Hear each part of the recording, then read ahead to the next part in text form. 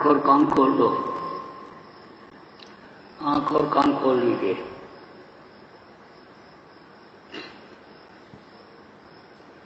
जय गुरुदेव, जय गुरुदेव, जय गुरुदेव, जय गुरुदेव नाम किसका, जय गुरुदेव नाम किसका, प्रभु का पावन नाम, प्रभु का पावन नाम। जय गुरुदेव।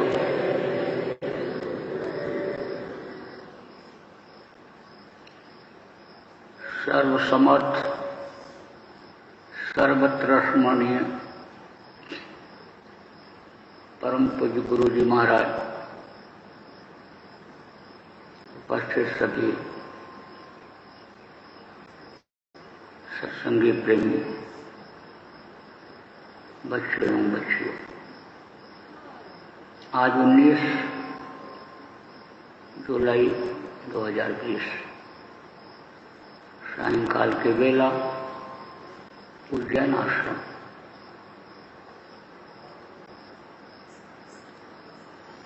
आप को ये मनुष्य शरीर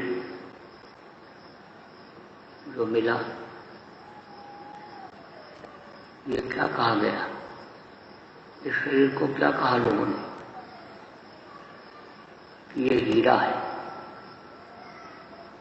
हीरा जन्म अनमोल मिला, इसकी कोई कीमत नहीं है। कुछ ऐसे भी हीरे होते हैं जिनकी कीमत होती है, लेकिन इस मनुष्य शरीर की कोई कीमत नहीं है, यह अनमोल है और यह आपको मिल गया। आप किस लिए दिया गया, आप इस दुनिया में किस लिए आए, इस चीज को भूल गए। इस मनुष्य शरीर से क्या हो सकता है, किन किन चीजों की उपलब्धि हो सकती है, क्या क्या चीज मिल सकती है, इस चीज को सत्संग न मिलने की वजह से बहुत से लोग भूल गए। आप ये समझो कि इस हाथ को क्या कहा गया, रत्न है। इन आंखों को और मुंह को कहा गया कि इनसे आप एक दूसरे को प्रेम के द्वारा अपने वश में कर सकते हो। मुझसे बोल करके, मीठी वाणी बोल करके, आंखों से, आंखों में देख करके दया ले सकते हो। ये शरीर की बहुत उपयोगिता है, लेकिन इस शरीर की उपयोगिता के बारे में जानकारी न पाने की वजह से इससे दुनिया का काम, जो बेकार का काम, जो कुछ समय के लिए आपके काम वाली चीज है, बाकी बेकार की चीज है, उसको इकट्ठा करने में लग गए, उसको ढोने में लग गए। कूड़ा करकट को ही, एक पत्थर को ही आप ढोने लग गए, इसी को कीमती चीज समझ लिया। कीमत उसकी होती है जो अस्थायी होती है, असली होती है। नकली चीज की और अस्थायी यानी मिट जाने वाली चीज की, खत्म हो जाने वाली चीज की कोई कीमत नहीं होती है। आप ये समझो कि जैसे बहुत से लोग सिर पर पगड़ी बांधते हैं, पगड़ी की हमेशा कीमत रहती है, लेकिन जो मोर होता है शादी ब्याह में थोड़े समय के लिए सिर पर रखते हैं, शादी ब्याह के बाद उसकी कीमत खत्म हो जाती है। उसी मोर को ले जाकर के नदी तालाब में डाल देते, घर में कहीं पड़ा रहता उसकी कोई कीमत नहीं रहती है। ऐसे आप समझो कि दुनिया की कुछ चीजें ऐसी हैं कि जो अपने काम की हैं, जैसे शरीर को चलाने के लिए अन्न है, शरीर को ढकने के लिए वस्त्र है, रहने के लिए वतन है, आने जाने के लिए कहीं सवारी का साधन जहाँ जैसे हो उस तरह का है। आना जाना के ऊपर निर्भर करता है, वातावरण के ऊपर निर्भर करता है, लेकिन जरूरत से ज्यादा जब इन चीजों को इकट्ठा करने में लग जाते हैं तो ये मन और शरीर उसी में लग जाता है। और आप ये सोचो कि दुनिया की चीजों को इकट्ठा करने में ही लगी हुई है, उसी को बढ़ाने में, उसी के भोग में सुख समझ रही है। सुख तो यहाँ है ही नहीं, दुनिया की किसी भी चीज में सुख है ही नहीं। और सुख अगर थोड़ी देर के लिए मालूम भी पड़ता है, देखने का सुख, सुनने का सुख, खाने का सुख, अगर सुख महसूस भी होता है तो ये अस्थायी नहीं है, अस्थायी है। इसे खाने के बाद आप ये समझो कि पता नहीं चलता कहाँ चला गया, थोड़ी देर के लिए स्वाद रहा, खत्म हो गया। देखने के बाद सिनेमा देखो, टीवी देखोगे तो अच्छा लगेगा, उसके बाद वो पर्दा हट जाएगा। ऐसे सुनने के लिए अब आप ये समझो ये अस्थायी चीज है। दुनिया की ये चीजें इकट्ठा जो कर रहे लोग, ये अस्थायी है, ये अपने कोई काम आने वाली चीज नहीं है। लेकिन पूरा इकट्ठा करने में आदमी लगा हुआ है। देखो, आप आश्रम पर रहते हो, घर बनाना होता है, या आप अपने घर में रहते हो, गांव पर रहते हो, घर आपको बनाना होता है तो आप ईंट खरीदते हो।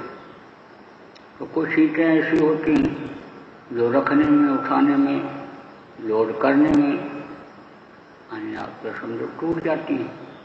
तो जो टूट जाती हैं, जो टुकड़े हो जाते हैं, उसको अलग रख देते हैं। और साबुत ईंट अलग होती है। साबुत ईंट को आप दीवार में लगाते हो, छत में लगाते हो, जगह जगह अच्छी जगह प्रयोग करते हो। और वो जो छोटी ईंटें हैं उसको क्या करते हो, उसको आप इकट्ठा करके कहीं बुनियाद में डालते हो, जमीन के नीचे डाल देते हो, कहीं उसका फर्श बना देते हो। अब बड़ी ईंटों को तो उठा करके एक जगह दूसरी जगह रखा जाता है, रख दिया जाता है, लेकिन इसको यानी टुकड़ों को, ईंटों को और यानी ईंटों के टुकड़ों को एक जगह से दूसरी जगह किस पर रख करके लेकर के जाते हो, टोकरी में रख करके सिर पर, या वो टूटी हुई ईंटों को, टुकड़ों को आप रखते हो। और आप समझो कि जो टोकरी होती है बुनी हुई होती है, उसमें जो झीरी होती है, सुराख होते हैं, उससे नीचे बदन के ऊपर गिरता है वो, जो उसकी राख होती है ईंटों की, जो टुकड़ों की, यानी जो डस्ट होती है जिसको कहते हो, यानी वो ऊपर गिरता है। और अगर आप समझो टोकरी टूटी हुई है तो टुकड़े भी गिरने लगते हैं बदन पर। ऐसे ये जो दुनिया और दुनिया की चीजें हैं, ये आप समझो बिल्कुल जर्जर है। जर्जर किसको कहते हैं? जैसे कहते हैं मकान जर्जर हो गया, ये कभी भी गिर सकता है। ऐसे दुनिया ये है, ये कभी भी नाश हो सकती, खत्म हो सकती है। आप समझो कि आदमी बहुत नुकसान कर सकता है, देखो बम गिरा देते हैं और धरती धंस जाती है, आबादी खत्म हो जाती है। आप समझो कि और समझो बुलडोजर चला देते हैं, घर गिर जाता है, अच्छे अच्छे मकान गिर जाते हैं। और आदमी अगर नहीं भी करता और कुदरत नाराज हो गई तो धरती को हिला देती है, बाढ़ का पानी ला देती है। आप समझो कि ऊपर से बिजली गिर जाती है और समझो कि ये धरती के टुकड़े हो जाते हैं, हिस्से हो जाते हैं, धरती फट जाती है, मकान खत्म हो जाते हैं बाढ़ में, भूकंप में अच्छे अच्छे मकान गिर जाते हैं। तो ये क्या है? ये एक तरह से जर्जर टोकरी। और ये जो साजो सामान है इस धरती का, जो इस वक्त पर आपको बहुत प्यारा लग रहा है, ये ईंट और पत्थर नहीं, उसके टुकड़े हैं, जो समझो कि रोड़े वो हैं। तो उसको लोग ढोने में लगे हुए हैं। अब सत्संग जब मिलता है, जब जानकारी होती है कि असली चीज क्या है और नकली चीज क्या है। एक महात्मा जी थे, घूमते हुए जा रहे थे तो देखा बढ़िया मकान बना हुआ है, 3 मंजिल का, चमचमाता हुआ है। और उस मकान के दरवाजे पर एक सेठ बैठा हुआ है। उधर से जब महात्मा जी निकलने लगे तो ऐसे सेठ को देखने लगे। और सेठ क्या देख रहा था? नया नया मकान बनवाया था, अपने मकान को देख रहा था और यही सोच रहा था कितना बढ़िया बन गया, कितना आरामदेह मकान है, देखो कैसी खिड़कियां लग गई, इसमें जब सोऊंगा तो बढ़िया हवा लगेगी। ये सब सोच रहा था। तो महात्मा जी खड़े हो गए, समझ गए उसके अंतर का भाव, क्या सोच रहा है। जब महात्मा जी को देखा, खड़ा हो गया। महात्माओं का बड़ा सम्मान होता है। अब तो लोग महात्मा के वेश में समझो, जो ठीक ठाक अच्छे महात्मा भी हैं, संत भी हैं, उनको भी बदनामी का समझो चूंगा पहना दे रहे हैं। लेकिन पहले ऐसे समझो कि कपड़ा बदल करके, दाढ़ी मूछ बढ़ा करके या मुड़ा करके महात्मा नहीं हो जाया करते थे, साधु नहीं हो जाया करते थे। जो साध लेते थे अपने को, वो साधक जो साधना में पारंगत हो जाते थे, वो वेश धारण करके जनहित के लिए निकलते थे, जीवों की भलाई के लिए, उनको बताने समझाने के लिए, गृहस्थाश्रम को सुखी बनाने के लिए, भजन भाव भक्ति बताने सिखाने के लिए, परमात्मा से प्रेम करने के लिए चलते रहते थे। तो उधर से जा रहे थे तो देखा, सेठ ने प्रणाम किया और बैठा दिया, महाराज बैठो। तो कहा कि सेठ बैठे थोड़ी देर। तो कहे कि तुम्हारे यहाँ परिवार में कोई नहीं दिखाई पड़ रहा है। बोला महाराज हम अकेले रहते हैं इसमें। बोले तुम्हारे बच्चे? तो बोले बच्चे तो सब अपने अपने काम धंधे में लग गए, रास्ते पर रास्ता पकड़ लिया। कहाँ रहते हैं? वहाँ हमारे पुराने घर पर रहते हैं। पुराना घर किसका बनाया हुआ? हमारे पिताजी का बनाया हुआ। तो उसमें क्यों रहते हैं? उसमें रहते हैं, उनको कमरा दे दिया, कुछ और बनवा भी दिया उनके लिए। अब वो वहाँ रहते हैं। तो फिर तुम यहाँ क्यों चले आए? क्या बताएं क्यों चले आए? वहाँ रहने की इच्छा नहीं हुई तो यहाँ चले आए। तो क्या तुम्हारे बच्चे तुमको घर से निकाल दिए। बोला यह भी नहीं कर सकता हूँ, अपने मुंह से तो उन्होंने नहीं कहा कि निकल जाओ, लेकिन ऐसा वातावरण पैदा कर दिया कि वहां से निकल करके आना ही पड़ा। तो यहाँ आए सेठ, तो ये मकान इतना बड़ा तुमने बना लिया, किसके लिए बनाया? रहने के लिए बनाया। कौन रहेगा इसमें? मैं रहूंगा।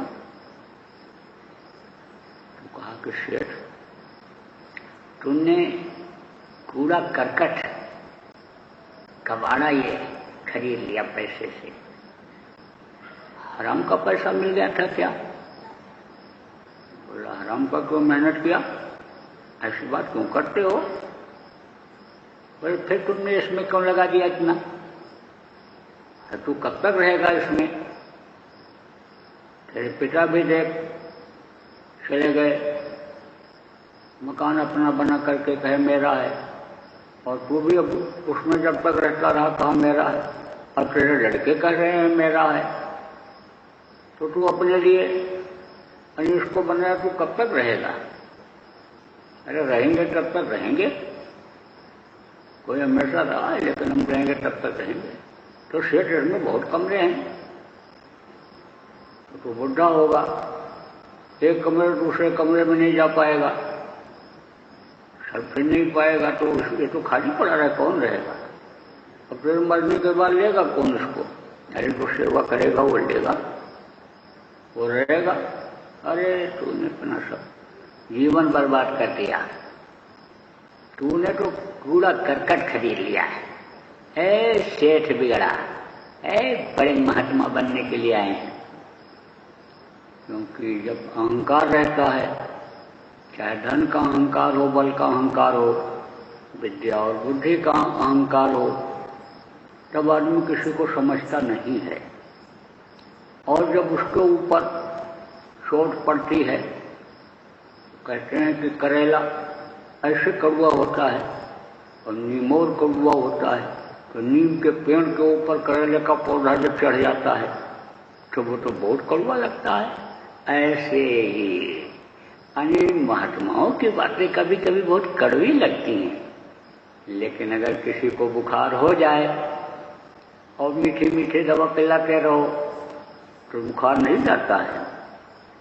और नीम की जो है गिलोय और ये सब जो कड़वी चीजें हैं, त्रिकुटा, इसको सोच मिर्च पीपल, तीनों कटु हैं, कड़वी हैं, इनको पिला दो तो बुखार उतर जाता है। अब आप ये समझो कि इसी तरह से ये क्या है, ये धन दौलत और ये मान प्रतिष्ठा और ये मकान अच्छा और ये गाड़ी घोड़ा, ये क्या है? ये बुखार है, ये धरती का ये बुखार है। तो बुखार जब चढ़ता है तो अच्छी बात भी, जैसे बुखार उतर जाए दवाई वो कड़वी लगती है। इसीलिए तो कहा है कि पलटू ना हा भोगता, साज देख कर स्वान, और जगत भगत सो बैर है चारों युग परमान। जो संत होते हैं, महात्मा होते हैं, त्रिकालदर्शी होते हैं, आगे क्या होने वाला है, पीछे क्या हो गया, इस समय क्या हो रहा है, सबकी जानकारी उनको रहती है। और जब समझो कि आगे की बात उनको बताते हैं, सब लोग उनको पागल कहने लगते हैं, तब समझो उनकी आलोचना बुराई करने लगते हैं, उनसे एलर्जी जिसको कहते हैं हो जाती है। जो मीठी मीठी बात बोलता है, जो समझो कि दुनियादारों जैसा प्यार दिखाता है और उसी तरह का सम्मान देता है, खाने पीने रहने की बढ़िया व्यवस्था करता है, उसको लोग समझ लो कि अच्छा मानते हैं। तो कहा ना कि सांझ कहूँ तो मारन धावे और झूठे जग पटियाना, संतो देखो जग बौराना। कबीर साहब ने कहा ना, छलती को गाड़ी कहें और बना दूध को खोया, और रंगे को नारंगी कहें देख कबीरा रोया। चलती रहती उसको गाड़ी कहते। अभी कह दो यार चल रही है, ये तो गाड़ी कहाँ है? अरे कहेंगे देखो चल रही है, ये चल रही है, ये गाड़ी है, इसको गाड़ी कहते हैं। कह दो गाड़ी नहीं कहते इसको, मानेगा कोई? चलती को गाड़ी कहें और बना दूध को खोया। दूध जब खूब पक जाता है, गाढ़ा हो जाता है, बढ़िया खाने लायक हो जाता है, स्वादिष्ट हो जाता है, तब कहते ये खोया है। जिसकी मिठाई बन जाती है, पेड़ा बन जाता, बर्फी बन जाता, अन्य मिठाइयाँ स्वादिष्ट बन जाती हैं, उसको कहते खोया बेकार का। और रंगी को नारंगी कहें। नारंगी जो फल होता है यानी उसका जो रंगीन होता है उसको नारंगी कहते हैं। तो महात्मा जी पर हो गया नाराज। कहा जाओ जाओ अपना रास्ता देखो, जा रहे थे, ये हमारा पूरा करकट है, अब आप ये समझो। महात्मा जी तो चले गए। जाने के बाद यानी आप ये समझो आया भूकंप। अब भूकंप आया और मकान खह गया।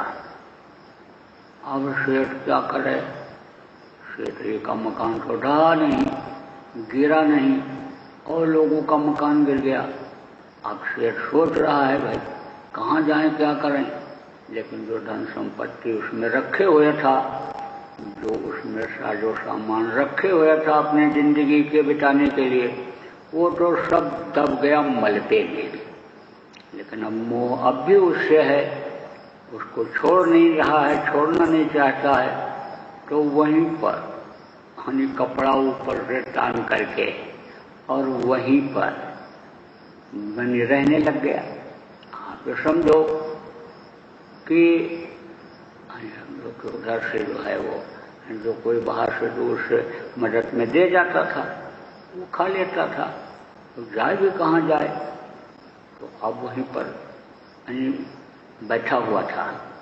और महात्मा जी फिर उधर से लौटे तो उसको देख देख करके रो रहा था और बड़बड़ा रहा था, सब नाश हो गया, सब बर्बाद हो गया, देखो ये मलबा हो गया, ये मलबा हो गया। तो महात्मा जी जब आए तब बोले, सेठ तो बहुत खुश हो रहा था, मेरा मकान, ये मेरा मकान है। और मैं बोल रहा था कि ये पूरा करकट है, मलबा है, अब इसकी कोई कीमत रह गई। और तू पूरा करकट के लिए रो रहा है, अरे इस तरह से आंसू बहा रहा है।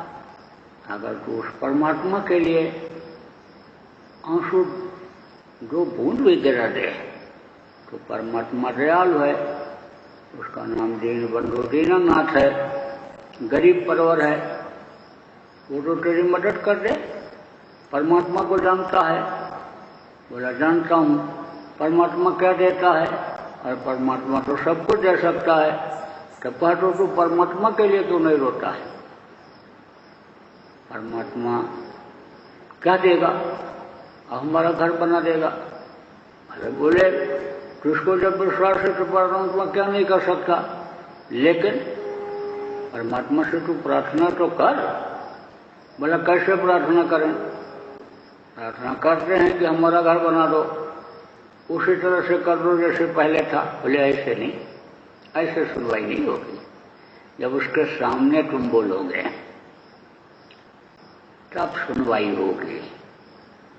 परमात्मा मान करके जो मंदिरों में जाते हैं, पत्थर की मूर्तियों को परमात्मा मान करके जाते हैं और वहां बैठ करके पूजा उपासना आराधना करते हैं, मिन्नत आदि करते हैं, तब उनका जो है वो कुछ उनको फायदा लाभ मिलता है भाव भक्ति के हिसाब से। तो तू जब घाट पर बैठेगा, जगह पर बैठेगा और परमात्मा तक आवाज जब लगाएगा, जैसे तू अभी रो रहा है, रो करके जब उसको पुकारेगा तब तो तेरी मदद करेगा। तो कहा तो फिर बाबा बताओ, महाराज बताओ कैसे क्या करें? अरे बोला तो मेरा घर तो फिर बन जाएगा, बढ़िया से बढ़िया घर बन जाएगा। बहुत खुश हो गया है, कैसे बन जाएगा? अब कैसे बन जाएगा? जो कमाई जमाई थी सब लेकर के आया, इसमें लगाया, बहुत सारा इसी में रख दिया था। अब यहाँ कोई समझो कि उठाने वाला नहीं है। आदमी मर गए जिनका परिवार था दबे हुए, वो सड़ रहे, उनको कोई उठाने वाला नहीं है। तमाम ये घर गिरे हुए हैं, इनको कौन हटाएगा? इनके अंदर का माल कौन निकालेगा? तो अब कैसे बनेगा? हाँ, बस यही तो युक्ति है, महात्माओं के पास सारी युक्ति है। तो महात्मा का साथ करेगा तब बोला महाराज आपसे अब अच्छा कौन साथी मिलेगा। कहते हैं ना कि पैसा कमाने वाला या कोई भी मान प्रतिष्ठा कमाने वाला बड़ा अक्लमंद होता है, ऐसे आदमियों को खोज लेता है कि जो उसमें उसकी मदद कर देते हैं, तो वो बातचीत का तौर तरीका खुश करने का भी सीख जाता है। तो हमेशा किसी न किसी से पैसा 4 पैसा कमाने का ही काम किया सेठ ने, तो सोचा महात्मा जी को भी उसी तरह से बात करेंगे, खुश हो जाएंगे और हमको जो इनके पास कोई ताकत होगी, शक्ति होगी, युक्ति होगी, बता देंगे, हमारा काम हो जाएगा। तो महाराज अब आपसे अच्छा कौन मिलेगा। बोले वो तो बात ठीक है, लेकिन तेरा मोह इससे खत्म होगा जो ये कूड़ा करकट पड़ा हुआ है, इससे तेरा मोह खत्म होगा। बोला मोह तो खत्म कैसे होगा महाराज, यही बना दो, यही कोई युक्ति बता दो कि हमारा माल सामान भी जो बचा है टूटने पाटने से मिल जाए और घर भी बन जाए। बोले ऐसे नहीं, अब तो तुमको ये जगह छोड़नी पड़ेगी और मेरे साथ रहना पड़ेगा, और जैसा मेरा रहन सहन है, जहाँ मिल गया खा लिया और जहाँ जगह मिल गई वहीं पर रात बिता लिया, नींद पूरी कर लिया, अब तो उस तरह तुमको करना पड़ेगा। और सेठ अब तेरा सहारा यहाँ कौन है, अभी बाहर से लोग ला रहे हैं, राशन दे रहे हैं, अभी वो देना बंद कर दे तो तू कैसे क्या खाएगा, क्या जिएगा।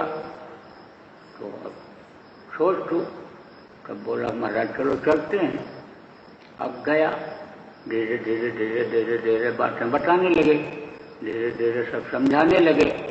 सत्संग की बातों को जब उसने पकड़ा तब उसको जानकारी हुई कि ये दुनिया की धन दौलत और ये सब जो चीज़ें हैं ये वास्तव में कूड़ा की तरह से हैं और ये कोई काम आने वाली नहीं है। और काम आने वाली चीज़ क्या है, जो ऊपर की दौलत है, जिसको आत्मिक दौलत कहा गया, आध्यात्मिक दौलत कहा गया, वो दौलत जब मिलेगी और वो मकान जो अस्थाई है, जो अपना मकान है और जिसको छोड़ करके यहाँ पर आए सजा भोगने के लिए, तकलीफ झेलने के लिए, और तकलीफ ही झेलते रहे, कितनी युग बीत गया, सतयुग त्रेता द्वापर युग बीत गए और वापस अभी नहीं पहुँच पाए। तो जब जानकारी महात्मा जी ने कराया, सत्संग सुना करके कि तुमको तो इससे बढ़िया महल मिलेगा वहाँ, बिना भूमि एक महल बना है, तामे ज्योति अपारी रे, अंधा देख देख सुख पावे, बात बतावे सारी रे। जिसको महल दिखाई पड़ा कि जमीन नहीं दिखाई पड़ रही है, लेकिन आसमान में ही महल दिखाई पड़ रहे हैं, और महल की जो जमीन दिख रही है आसमान से भी कोमल साफ दिख रही है, एक भी कोई रोशनी, ट्यूबलाइट नहीं जल रही है, लेकिन हर जगह पर रोशनी है, जर्रे जर्रे में रोशनी है। मकान यहाँ का आप बनाते हो, लेकिन कमरे में हर जगह रोशनी नहीं रहती है, कहीं आप ये समझो थोड़ी कम रहती है, कहीं ज़्यादा रहती है। यानी आप ये समझो कि जहाँ पर बल्ब जलता है वहाँ भी थोड़ी सी छाया रहती है, पीछे की तरफ उसके कहीं न कहीं अंधेरा रहता ही है, कहीं न कहीं कम रोशनी रहती है। लेकिन वहाँ पर तो अरे कोई जगह ऐसी बाकी नहीं है, चाहे मकान का बाहर हो हिस्सा, बाहर हिस्सा हो या अंदर का हिस्सा हो, सब जगह रोशनी है, प्रकाशमान है। जब देखा कि यहाँ तो इतना बढ़िया मड़ी और मोटी, समझो कि लगे हुए नहीं मकान मिलते हैं, और वहाँ तो सब चमचमाते हुए। और जब सुना कि भाई गुम्बद में हीरे जड़े हुए वाले मकान होते हैं, तब इच्छा जग गई। तब समझो कहा महाराज अब वो देखने को कैसे मिलेगा, वो घर अपना हमको कैसे मिलेगा, अब कैसे हम वहाँ पहुँचेंगे। तब उन्होंने कहा देखो अब इसको तुम भूलो, थोड़े समय के लिए इन चीजों को तुम अब भूलो, इधर के सुख को भूलो, इंद्रियों के सुख को भूलो, मन को जो इधर तुम दुनिया के तरफ लगाए हुए हो और दुनिया का घर और दुनिया की चीजें जो तुम मांग रहे हो, इधर से थोड़ा सा ध्यान हटाओ और उधर लगाओ और तुमको मैं रास्ता बताता हूँ। तो बैठाया, जब इच्छा पैदा हुई, जिज्ञासा हुई उसके अंदर, तो महात्मा जी ने बैठाया और कहा लगाओ ध्यान। अब दोनों आंखों से एक जगह पर देखो, और जब देखने की कोशिश किया तो अनुसंजो नहीं दिखाई पड़ा। तब बोले कि अच्छा अब रुक जा, अब तेरे ऊपर की चढ़ाई में बाधा आ रही है, तो अब मैं तेरे को नाम बताता हूँ, इन नामों को तू जाप करना। सुमिरन जिसको कहते हैं, धनियों का नाम बताया और कहा तुझको इनको खुश करना पड़ेगा। और जब नाम बताया, नाम दान दिया और उसने सुमिरन विधिवत किया और फिर जब ध्यान लगाया तो अनुसंजो की कर्म कटे शरीर से।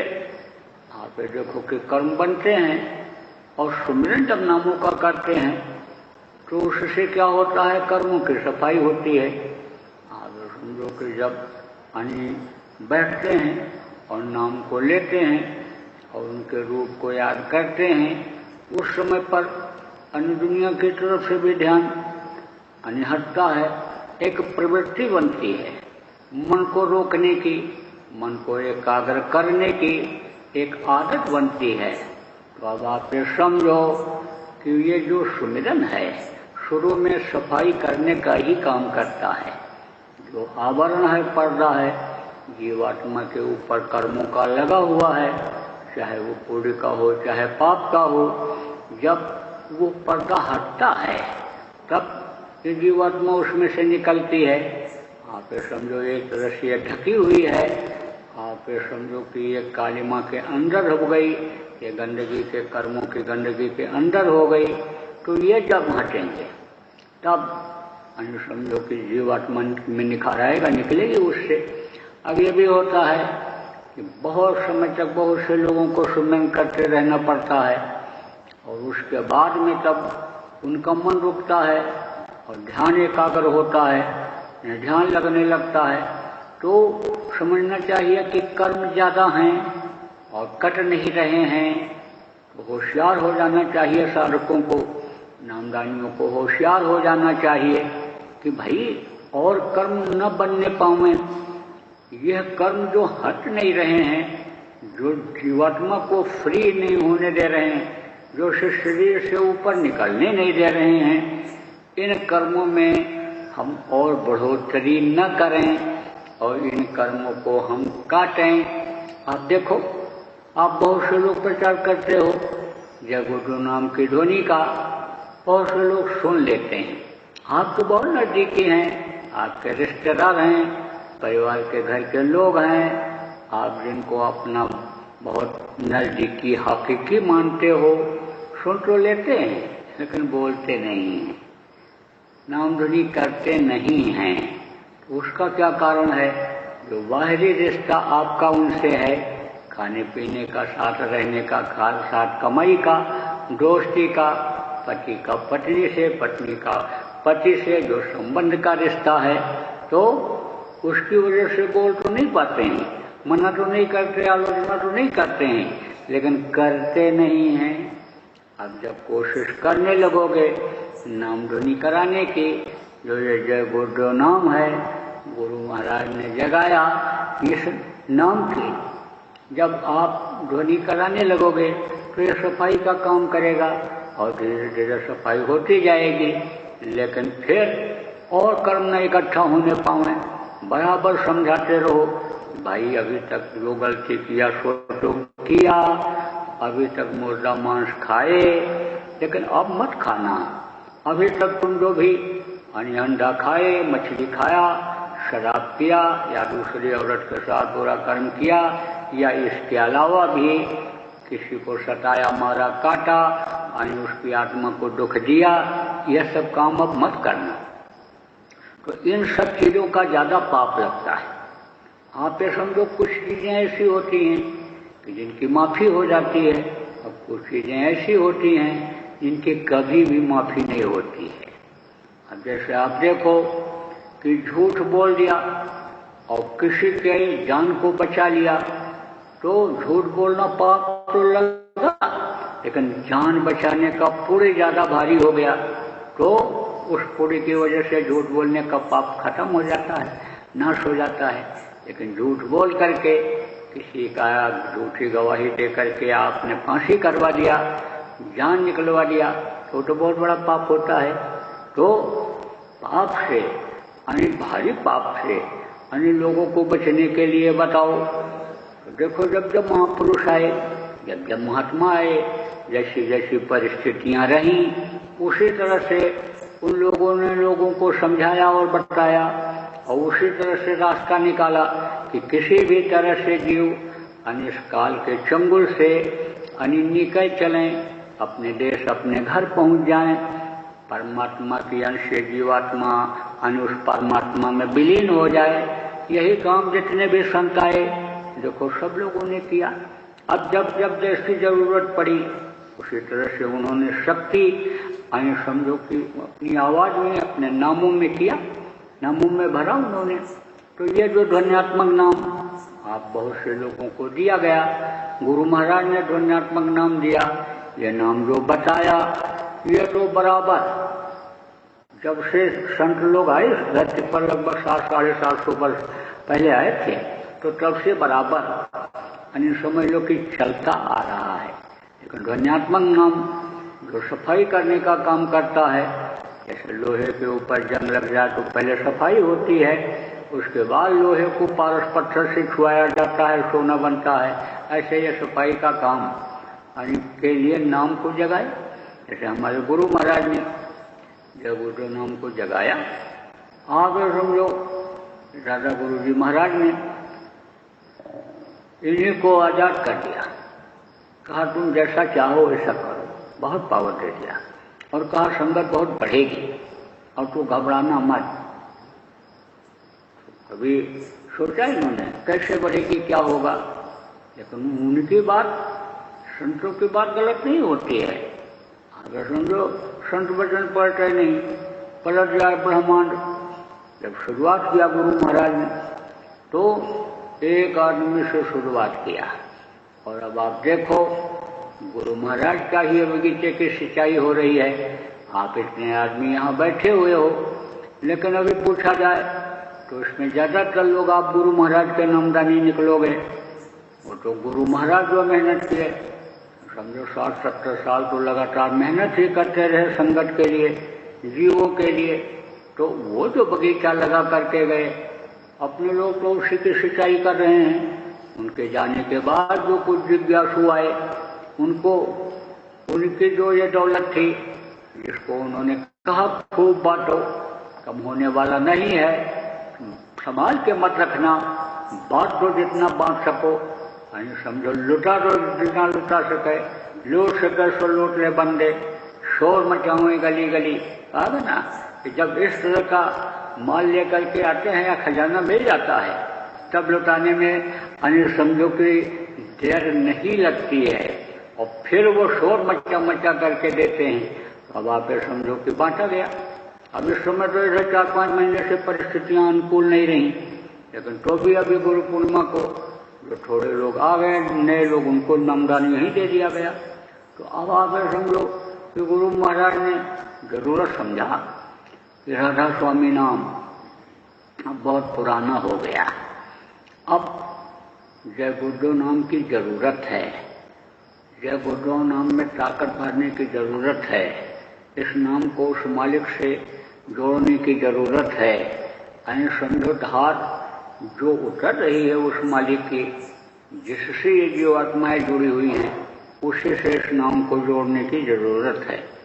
गुरु महाराज का नाम शरीर का तो है नहीं, बाबा जय गुरुदेव तो उनको कहते हैं, क्योंकि उन्होंने समझ लो कि इस शरीर में इस जीवात्मा को जगाया था, और प्रचार इस शरीर से यानी शरीर में समझो जोड़ा इस शरीर के द्वारा, शरीर की शक्ति के द्वारा, आत्मशक्ति के द्वारा जय गुरुदेव को उस मालिक से जोड़ा तो लोग उन्हीं को बाबा जय गुरुदेव कहने लग गए। तो जय गुरुदेव सीधे सीधे बोला, कोई बाबा जय गुरुदेव बोला, नाम तो उनके शरीर का समझो परिजनों ने, माता पिता ने जो भी रखा हो, वो जो गोस्वामी जी महाराज का नाम समझो कि परम पूज्य परम संत जो हुए तुलसी जी महाराज, तुलसी साहिब सबसे पहले हुए। आप समझो हाथरस में हुए थे, रहने वाले तो पूना के थे, यहाँ चले आए थे तो यहाँ होकर दक्षिणिया बाबा के नाम से मशहूर हुए, दक्षिणा बाबा लोग कहने लगे उनको, तो वो थे। आप समझो उसके बाद गोस्वामी जी महाराज, गोस्वामी समझो परम पूज्य गोस्वामी तुलसीदास जी महाराज आए, उन्हीं के नाम के ये समझो कि इस धरती पर तीसरे संत गुरु महाराज। आप समझो कि शरीर का नाम तो कोई कुछ भी रख दे, जीवात्मा तो संतों की एक जैसी होती है, सबकी एक ही जैसी होती है। संतों की आत्माएं जग जाती हैं और आम आदमियों की नहीं जगती हैं। आप समझो पड़ी सोती रहती हैं। आप समझो कि इनका मुंह नीचे की तरफ हो जाता है, इंद्रियों की तरफ हो जाता है। इंद्रियां क्या चाहती हैं? भोग चाहती हैं। इंद्रियां आप समझो कि ये दिखाना चाहती हैं, देखने का सुख, खाने का सुख, सुनने का सुख, ये इंद्रियां चाहती हैं। तो ये इस समझो कि दुख वाले सुख में ये फंसी रहती हैं और वो क्या करते हैं, अपनी आत्मा को ले जाते हैं ऊपर और वो अपनी आत्माओं को जगा लेते हैं और वो ऊपर का सुख भोगने लग जाते हैं। तो जब बढ़िया कोई चीज़ मिल जाती है तब छोटी चीज़ की कोई कीमत नहीं रहती है, फिर उसको वो बेकार समझता है। जैसे रबड़ी मिठाई हुआ, पकौड़ी, या अच्छा भोजन माना जाता है, अब वो मिल जाता है तब सूखी रोटी आदमी खाना पसंद नहीं करता है। ऐसे आत्मा एक है लेकिन उन्होंने जगा लिया। शरीर तो सबका एक जैसा होता है। गुरु महाराज का भी शरीर एक जैसा रहा, गुरु महाराज भी कहीं जन्म लिए होंगे। संतों के समझो कि जन्म और उनके रहन सहन के इतिहास में समझ लो कि भिन्नता खिन्नता हो ही जाती है, अक्सर ये देखा गया। तो गुरु महाराज कहाँ जन्म लिए और कहाँ समझो कि समझो कि उनका नाम किसने रखा, क्या है, ये तो आगे जब लोग रिसर्च करेंगे, जब लोग शोध करेंगे गुरु महाराज पर, गुरु महाराज के कामों से जब प्रभावित हो जाएंगे तब तरह तरह से निकालेंगे और क्या करेंगे। तो हमको तो उससे समझो मतलब पहले भी नहीं रहा कि गुरु महाराज कहाँ जन्म लिए और गुरु महाराज कौन से जाति के हैं और गुरु महाराज समझो कि उसका बचपन और क्या बीता, इस पर तो हमने ज़्यादा ध्यान नहीं दिया। अब ये जरूर है कि गुरु महाराज के नाम पर और गुरु महाराज के शरीर के जाति पर और गुरु महाराज के उसी आधार पर रिश्तेदारी पर भले कोई चैलेंज करके और स्वार्थ सिद्ध करे, लेकिन हम तो ज़्यादा इस पचड़े में नहीं पड़े। हम तो बस कहते हैं कि जब छाया की जरूरत हो तो पेड़ के नीचे खड़े हो जाओ, छाया ले लो। हवा की जरूरत है तो पेड़ मत देखो कि भाई किस चीज़ का पेड़ है, जहाँ भी हवा लगती है वहीं से हवा ले लो। तो संतों की कोई जात होती है, जात में पूछिए संत की, पूछ लीजिए ज्ञान और मोल करो तलवार की, फिर रहने दो म्यान। तलवार की कीमत होती है, म्यान की कोई कीमत नहीं होती है। म्यान तो चाहे सोने का हो, चाहे चांदी का हो, चाहे हीरा जड़ा हुआ हो, लेकिन उसके अंदर जो तलवार रखी रहती है, तलवार को तो लोग देखते हैं तब खरीदते हैं, उसके धार को देखते हैं तब खरीदते हैं। म्यान को कोई खरीदता है? तलवार खरीदने के लिए जब जाते हैं तो तलवार दिखाने वाला दुकानदार म्यान को ऐसे तलवार को देता है, तो तलवार खरीदने वाला म्यान को निकाल के अलग रख देता है और तलवार को देखता है, तलवार की धार को देखता है, उसकी कीमत लगाता है, उसको खरीदता है। ऐसे ही उनके अंदर की जो चीज़ है उसको देखना चाहिए, परखना चाहिए। और उससे अपना क्या फायदा होगा, उससे ये कितने कर्म कटेंगे, उनके अंदर में, संतों के अंदर की जो तलवार है उससे ये कितने पाप नष्ट होंगे, कटेंगे, इस चीज को देखने की जरूरत होती है। आप देखो जितने भी संत आए शुरुआत ही के देख लो, कबीर साहब आए तो कबीर साहब के समय पर हिंदू और मुसलमान खूब लड़ रहे थे, खून के प्यासे हो रहे थे, लेकिन उन्होंने दोनों को समझाया और दोनों को फटकारा और दोनों को संतुष्ट किया। उन्होंने कहा हिंदू अपने को न कहूं और मुसलमान भी ना ही, और 5 तत्वों का पुतला गैबी खेले माए। उन्होंने कहा कि भाई इस शरीर का नाम तो है हिंदू, इस शरीर का नाम मुसलमान, इस शरीर का नाम सिख और ईसाई, इस शरीर का नाम ब्राह्मण क्षत्रिय वैश्य यादव मौर्य और तरह तरह के पटेल और क्या क्या लोग शरीर का नाम रख दिए, लेकिन आत्मा तो सबकी एक है। वो सबके अंदर परमात्मा की अंश है जीवात्मा, और सबके शरीर में ये आत्मा 5 तत्वों में है। जल पृथ्वी अग्नि वायु और आकाश, एक तत्व की कमी हो जाती है तो आदमी पागल हो जाता है। तो 5 तत्वों से ही शरीर की रचना हुई है, निर्मित हुआ है, तो 5 तत्व सब में हैं। और गैबी खेले माए, यानी वो जो गैबी आवाज कहते हैं ना, अनसित बाणी जिसको कहते हो, वो सब के अंदर हो रही है। और वो कहाँ से आवाज आ रही है, यानी आप ये समझो कि उस मालिक के मुंह से आ रही है। तो खेले माए, आप ये समझो कि इस वक्त पर जैसे कोरोना रोग फैला हुआ है, तो कहते कोरोना जिसको हो गया उसके सांस से, उसके मुंह से कीड़े निकलते हैं जो अंदर में पड़े हुए हैं। तो बहुत से लोग अब देखो मास्क लगाने लग गए, सरकार को भी मास्क लगाने के लिए ऐलान करना पड़ा, और नहीं लगा तो जुर्माना करना पड़ा कि जिससे ये फैल न जाए। ऐसे उस आवाज से समझो कि उसकी शक्ति, समझो कि वो निकलती है, लीला उसकी उतरती है आवाज से, और इस शरीर के अंदर आती है, 5 तत्वों के शरीर के अंदर इसमें आती है। तो इसमें जब आती है वो, तो वो उसी से दिखाई पड़ता है। गैबी खेले माए, वो जो वहाँ लीला हो रही है, वहाँ जो सुंदरता और वहाँ की जो खुशबू और वहाँ की सारी चीजें हैं जो वहाँ की लीला है, यानी वो इसमें दिखाई पड़ता है। गैबी खेले माए सबके, लेकिन ये कब कि कहा कि जब कोई जानकार मिलता है, जब कोई समर्थ गुरु मिलता है, और समर्थ गुरु जब मिल जाता है और वो बता देता है, तब वो दिखाई पड़ता है। और जब वो दिखाई पड़ जाता है, सारा भेदभाव खत्म हो जाता है, सारी चीजें खत्म हो जाती हैं। भेदभाव कहाँ रहता है? भेदभाव तो इस शरीर से ही रहता है, शरीर तक ही सीमित रहता है। और शरीर के अंदर की जीवात्मा को जो देखता है उसके अंदर कोई भेदभाव नहीं रहता है। और थे ना 3 ऋषि थे, तपस्या कर रहे थे, तो तपस्या कर रहे थे, ध्यान लगा रहे थे, तो इंद्र को डर हो गया, क्योंकि ये जो देवता हैं इनका स्थान समझो कि निश्चित नहीं है। जैसे आप देखो यहाँ की व्यवस्था है, अध्यक्ष होते हैं, मंत्री होते हैं, कोषाध्यक्ष होते हैं, मेंबर होते हैं, जैसे प्रधानमंत्री राष्ट्रपति होते हैं, मंत्री होते हैं, तो इनका जो पद है अस्थायी नहीं है। आप ये समझो कि उस जगह से हटना पड़ता है, खालीपन करना पड़ता है, कोई राजा ही क्यों न हो, लेकिन उसका भी समय आता है।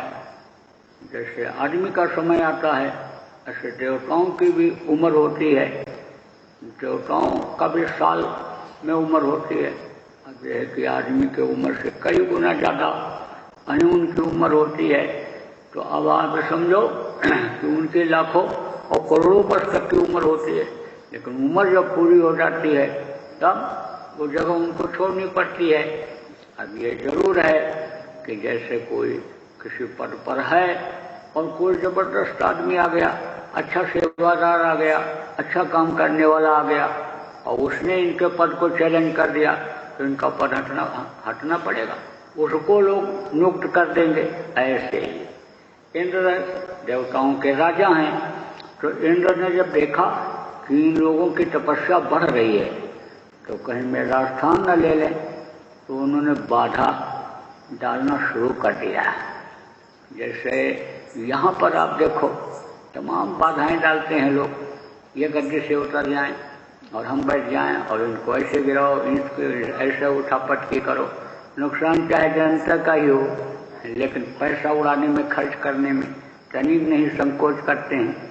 ऐसे उनको भी हनी समझो ये रहता है गद्दी ने चली जाए तो इनको गिराओ, ये आगे न बढ़ने पाए, तो भेजा अप्सरा को, और अप्सरा आई और बढ़िया सुरीली आवाज में गाया गाना, बजाया बाजा। तो इन्होंने आँख खोल दिया, कहा भाई हम तो दूसरे रंग में रंगे हुए थे और रंग में भंग डालने वाले, यह कौन आ गई, ये कौन, कैसी आवाज आ गई। तो देखा नाच जब देखने लगे तो आप समझो कि ऊपर का नाच तो कभी देखे नहीं थे, ऊपरी लोगों का नृत्य देखे होते नृत्य नाच, तब तो इनको ये फीका लगता। लेकिन अभी तो इन्होंने शुरू किया था साधना करना, योग करना, तो जब देखा नृत्य तो मोहित हो गए। अब मोहित हो गए तो कोई किसी पर भी मोहित हो जाता है तो उसका अंग अंग अच्छा लगने लगता है। आप ये समझो कि भावना जिसके प्रति इस तरह की हो जाती है वो उससे प्रेम करने लग जाता है। तो अब इनको उससे हो गया प्रेम, तो तीनों के मुंह से निकला अमोघ अमोघ अमोघ। अमोघ माने क्या होता है, नंगा हो जाओ, नंगा हो जाओ, नंगा हो जाओ, नंगा नृत्य, जिसको अंग्रेजी में कैबरे डांस कहते हैं। आप तो समझो कि शहरों को आप अच्छा मानते हो, शहरों में ही ज्यादातर कैबरे डांस होते हैं, नंगी लड़कियां नचाई जाती हैं, ज्यादा अपराध, भ्रष्टाचार, व्यभिचार शहरों में ही होता है। शहर के लोग जो चिल्ला रहे हैं कोरोना कोरोना कोरोना, कोरोना क्यों फैला है, बारिश तेज क्यों होती है, तूफान क्यों आ जाते हैं, वहाँ के भूकंप क्यों हो जाते हैं शहरों में, इस पर ध्यान लोग नहीं देते, लेकिन पाप की वजह से आते हैं। अभी तो ये जो तकलीफें आ रही हैं चेतावनी देने के लिए आ रही हैं, और अगर लोग नहीं मानेंगे तो ये सबक सिखा देगी कुदरत। कुदरत का थप्पड़ जब लगता है तो मुंह पीछे हो जाता है। आप देखो कुदरत का थप्पड़ जब लगा तो रावण का नाश हो गया। जब राम ने लगाया थप्पड़, अब तो एक भी आदमी नहीं रावण के खानदान में बचा। सोने की लंका थी, 4 वेद 718 पुराण का जानकार था, यानी कोई भी कमी नहीं थी, हर तरह से संपन्न था और शक्तियां भी उसका साथ देती थी। लेकिन जब लगाया थप्पड़ तो एक भी नहीं बचा। 1 लाख पूत और 1.25 लाख नाती का रावण घर दिया न बाती। ऐसे ही जब कृष्ण ने लगाया थप्पड़, जब नहीं माने, जब नहीं सुधरे तो लगाया थप्पड़, तो 18 दिन के अंदर 11 अक्षोणी सेना खत्म हो गई, 56 करोड़ यदुवंशी खत्म हो गए एक ही घंटे में। ऐसे ही कुदरत थप्पड़ लगाती है, पहले तो चेतावनी देती है, यानी महात्मा जो आते चेतावनी देते हैं, नहीं लोग मानते हैं तो संत तो चुप हो जाते हैं, और जब चुप हो जाते हैं तो कुदरत अपना काम शुरू कर देती है। और जो औपचारिक शक्तियाँ होती हैं वो युक्ति के द्वारा अपने यानी समझो उनका नाश करती हैं। तो आप समझो कि कुदरत यानी सबक सिखाती है। तो कैबरे डांस जिसको कहते हैं, नंगा नाच, अमोघ नृत्य कहते हैं उसको। तो कहा अमोघ अमोघ अमोघ यानी नंगा नाचो। तो उसने क्या किया, कमर से ऊपर के जो कपड़े थे सब उतार करके फेंक दिया। तो एक ने तो आंख बंद कर लिया और 2 अब भी देखते रहे। और वो यही बोले अमोघ अमोघ अमोघ अमोघ, यानी और नंगे हो जाओ और नंगे हो जाओ। तो उसने कमर से नीचे का भी कपड़ा उतार करके फेंक दिया और ड्रेस उतार करके फेंका। देखा दूसरे ने, कैसे उसने आंख बंद कर लिया और तीसरा भी बोल रहा है अमोघ अमोघ अमोघ अमोघ अमोघ अमोघ। अब वो अप्सरा नहीं समझ पा रही है कि अब कौन सा अमोघ हूँ, अब कौन सा किस तरह नंगा हो जाऊं। और वो जो तीसरा था जो थोड़ा चढ़ाई करता था, ऊपर की तरफ जाता था, तो वो आत्मा को समझ चुका था, आत्म साक्षात्कार कर चुका था। उसको गुरु समर्थ मिल गए थे, दिव्य दृष्टि खोलने का, तीसरी आंख खोलने का तरीका बता चुके थे और जान करके अभ्यास करता था। तो समझ गया कि भाई ये उतार नहीं सकती है इसको, किसको, यहाँ मांस के शरीर का जो ये कपड़ा पहना दिया गया जीवात्मा के ऊपर, ये उतार नहीं सकती है। अब वो कह रही है, ये कह रहे हैं अमोघ अमोघ अमोघ। अब तो चरणों पर गिर पड़ी, महाराज अब कैसे क्या अमोघ हो जाऊं, अब क्या अमोघ हो जाऊं। इसके अलावा तो हमको अन्य समझो, हम तो और जानते नहीं है कि अमोघ कैसे होंगे, अब हमको तो जानकारी नहीं है। तो आप समझो कि जो जीवात्माओं को देखता है उसको तो इधर से कोई लगाव नहीं होता है, शरीर की कोई कीमत नहीं लगाता है और शरीर को कोई उसके समझ में ये नहीं रहता है। लेकिन जो यहीं तक सीमित रहते हैं उनके मन में तरह तरह के भाव रहते हैं। तो गुरु महाराज जब शुरुआत में सत्संग यानी शुरू किए तो ये कहते थे मैं धोबी हूँ, मैं धोबी हूँ। तो बड़ा प्रचार उसका हुआ और हम जब नामदान लेकर के आए सन 1973 में, तो हमारे रिश्तेदार और हमारे पड़ोसी घर के लोग भी कहने लगे ये धोबी के चेला हो गए, ये धोबी के चेला हो गए। हमारे खानदान के गुरु से मंत्र नहीं लिया, दीक्षा नामदान नहीं लिया, धोबी के चेला हो गए। तो जब गुरु महाराज ने देखा कि रोड बहुत बढ़ रहा है, देखो संत कभी कभी ऐसी बात बोल देते हैं कि जिसका प्रचार बहुत जल्दी हो जाता है, तो लगातार कुछ समय तक बोले और जब ज्यादा प्रचार हो गया तब उसके बारे में बताने लग गए कि मैं जाति का धोबी नहीं हूँ, कपड़ा धोने वाला धोबी मैं नहीं हूँ, मैं तो मन चित्त बुद्धि अंतःकरण का धोबी हूँ, मैं तो अंतर का मैल छुड़ाने वाला धोबी हूँ, मैं जाति का धोबी नहीं हूँ। तब लोगों के धीरे धीरे समझ में आया।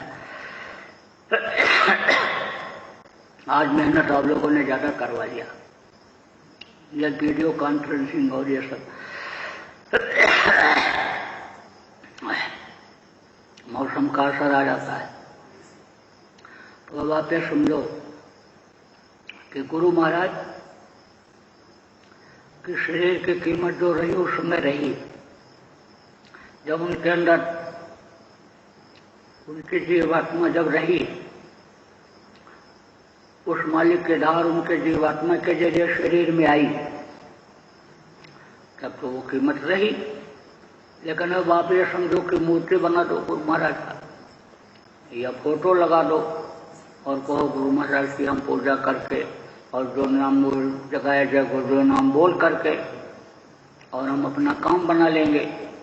तो ऐसे नामदानी जो गुरु महाराज के हो और कहोगे हम ऐसी गुरु भक्ति करेंगे, हम गुरु की पूजा करेंगे, गुरु मूर्ति जिसको कहा गया मंत्र मूलम गुरु वाक्यम, गुरु ने कहा जाए गुरु नाम अन्य शब्द भगवान का है, परमात्मा का है, तो परमात्मा का नाम हम जपेंगे बोलेंगे। तो बोलो तो, लेकिन उससे केवल सफाई हो। वो नाम जो गुरु महाराज ने दिया, मंत्र भजो गुरु का नाम, वो नाम जब जपोगे तब आत्मा का कल्याण होगा। और कहाँ जपोगे? उनके फोटो के सामने, या कोई मान लो मंदिर बना करके उनका रख दो मिट्टी पत्थर का और उसके सामने जपो, तो भी उससे कोई लाभ फिर में उन्हें मिलने वाला है। यानी समझो कि घट के अंदर जो ये मनुष्य शरीर है, तो इसके अंदर में जब आप प्रकट करोगे गुरु को, और उससे जब अंदर से आप जपोगे, तब गुरु की दया उसी तरह से मिलेगी जैसे गुरु महाराज जब शरीर से मौजूद थे दया मिलती थी। इसलिए गुरु को आप अंदर में खोजो। खोज रे पिया निज घट में, अपने घट में खोजो। इधर उधर फोटो में, इधर उधर मूर्ति में, इधर उधर अगर फंस जाओगे तो समय निकल जाएगा। अब आदर समझो, सोचो कि बहुत से लोग मंदिरों में पूजा करने के लिए जाते थे, मस्जिदों में नमाज अदा करने के लिए जाते थे, गुरु ग्रंथ का पाठ करने के लिए जाते थे, लेकिन अब सबका बंद हो गया, मजबूरी हो गई। लेकिन जिनको ये तरीका मालूम है कि घट में उनको खोजो, घट में जो आरती हो रही उस आरती के साथ सम्मिलित हो जाओ, घट में जो पाठ 24 घंटे हो रहा है आप ये समझो कि उस पाठ के करने में लग जाओ, तो उससे कहीं ज़्यादा फायदा हो जाएगा, उससे ज़्यादा कहीं लाभ मिल जाएगा कि जब भग करके दौड़ करके जाते थे, समझो चाहे गर्मी हो चाहे ठंडी हो, आप नंगे पैर बहुत से लोग जाते थे, तो आप समझो उससे ज़्यादा फायदा हो जाएगा। तो बोलो जय गुरुदेव, जय गुरुदेव, जय गुरुदेव, जय गुरुदेव, जय गुरुदेव, जय गुरुदेव, जय जय गुरुदेव।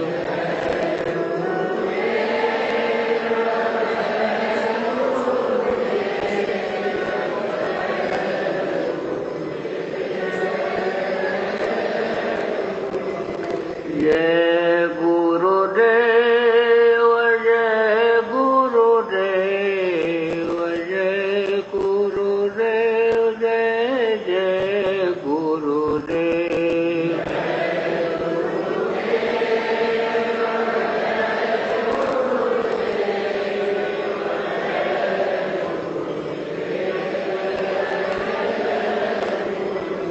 जय गुरुदेव, जय गुरुदेव, जय गुरुदेव, जय जय गुरुदेव।